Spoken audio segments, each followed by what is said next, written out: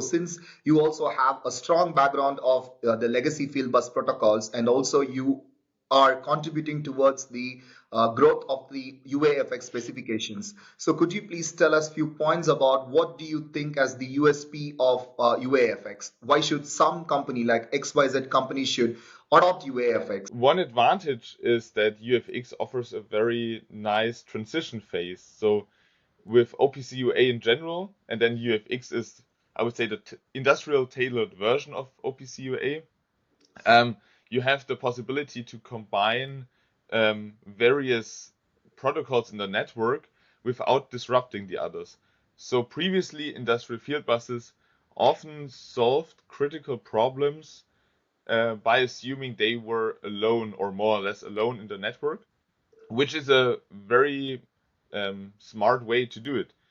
You don't need to change the Ethernet standard. You can quickly write the standard, adopt the end devices, and you're done. But now, as we have TSN available, we can make use of that and combine in the first phase legacy protocols with UAFX, and I think that is a very nice addition where UFX enables the transition phase Yeah. quite well.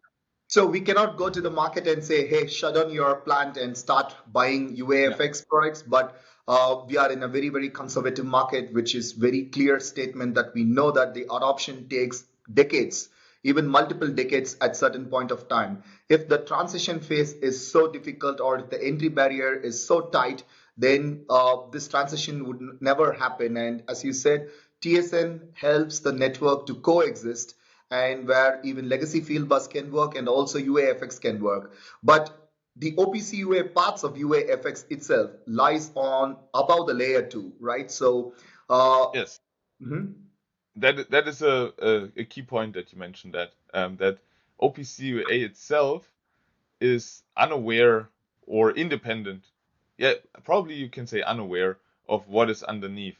It generates payload and generates payloads in different formats.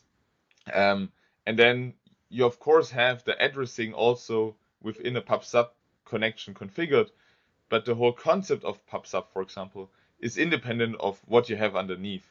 Um, and this addressing you put in there when you now look in UFX, and then also if you look a little bit into the future with TSN networks and a centralized configuration of that, this comes from a different location. It's not an application knowledge, it's the network knowledge of the addressing.